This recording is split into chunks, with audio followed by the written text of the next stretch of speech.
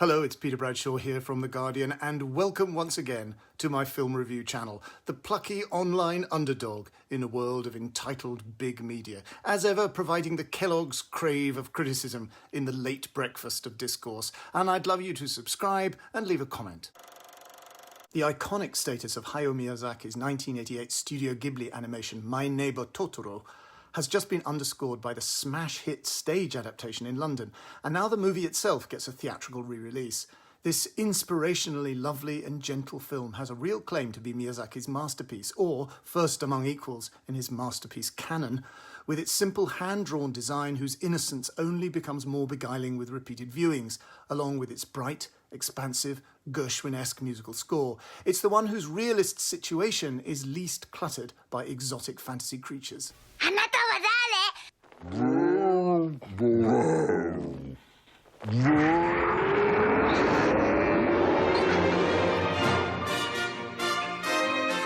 今日はとてもすごいニュースがあるんです。メイがお化けのトトロに出会いました。私は自分も会えたらいいなと思っています。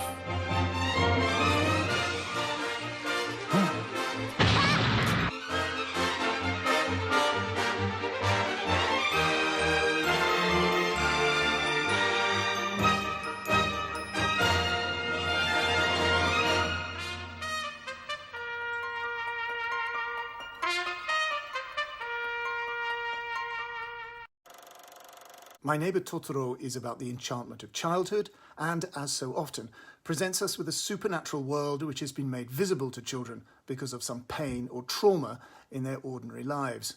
A world which exists midway between hallucination and reality.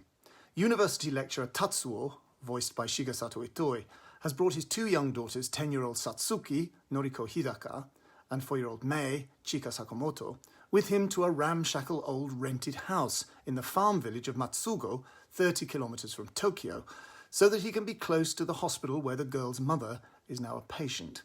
Mei, while wandering in the local countryside, enters a secret part of the woodland, and there she encounters a huge, gentle creature who has two little friends, and she calls him Totoro, partly because of his roaring sound, and partly because this is how she mispronounces the word troll. When Mei goes missing, as a result of a bitter quarrel with Satsuki about their mum, it is this Totoro who must save the day. My Neighbour Totoro, like so many Ghibli films, is surely influenced by classic English children's literature, Lewis Carroll, C.S. Lewis, J.M. Barrie. So what is wrong with their mother? Is it something physical or psychological? The diagnosis is never spoken aloud, although the girls come to resent the euphemism that was first presented to them when she originally had to go into hospital, namely that she had a cold. Either way, it is their mother's crisis, which is the mysterious origin of Mei's euphoric encounter with Totoro. The simplicity and realism of the way Mei is drawn is quietly amazing for me. Her movements are like live-action drama, a miracle of sweetness and grace. As for the father, he doesn't get to see Totoro, but he has a kind of innocent access to Totoro's world by virtue of his unaffected reverence for nature. In front of the giant camphor tree, he tells his saucer-eyed girls, trees and people used to be good friends. My Neighbour Totoro is perhaps the least exotic and complex of the Ghibli movies. It has an unaffected frankness in its address to the audience, and the performance of Mei, though an animation, is for me really rather remarkable.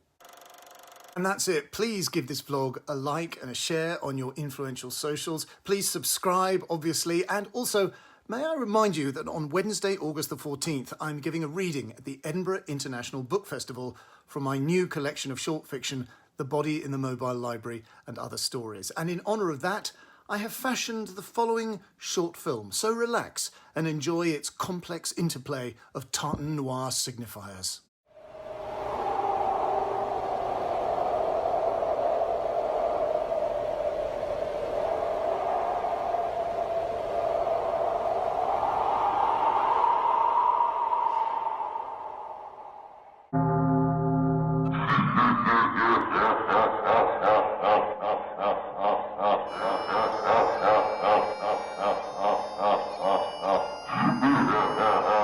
For those who like that sort of thing, that is the sort of thing they like. That's it. See you next week when I shall be vlogging from the Locarno Film Festival. Thank you.